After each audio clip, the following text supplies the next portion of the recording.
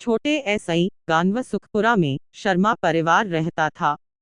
परिवार में दादा जी राजाराम, दादी जी सुमित्रा, बेटे रवि और बेटी मीरा, बहू अंजू और पोता पोती अंशु और राधिका था। परिवार की आजीविका खेती और दादाजी के पुराने अनुभवों पर टिकी थी। दादाजी के पास हमेशा गांव को एक नई दिशा में ले जाने का सपना था। उन्होंने बच्चों को सिखाया था कि मिलजुल कर काम करने ऐसे ही बड़े बड़े सपने पूरे हो सकते हैं।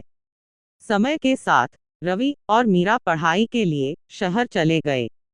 रवि ने नौकरी पा ली, लेकिन शहर की चमक धमक ने यूस परिवार और गांव ऐसा ही दूर कर दिया।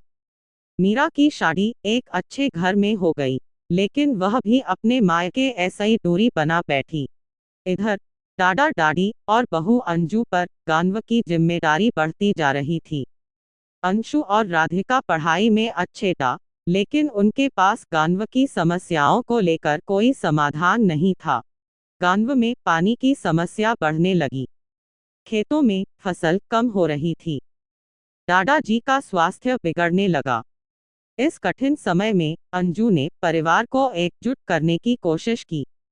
उसने रवि को वापस बुलाने की चिट्ठी लिखी, लेकिन उसका जवाब नहीं आया।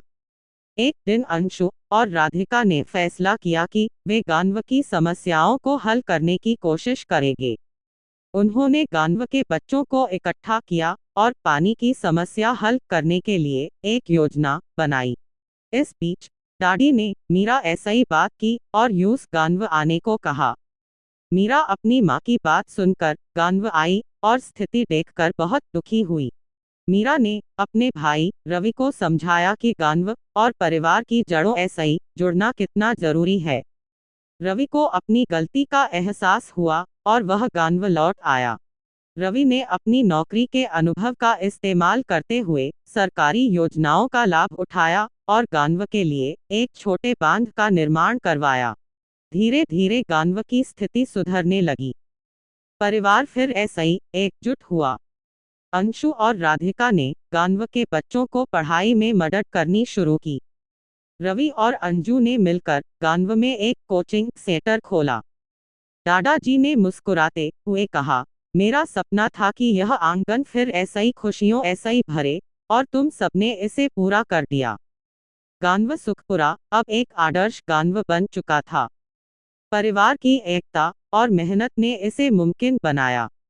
अगर आपको कहानी पसंद आए तो शेयर जरूर करें और कमेंट में बताएं।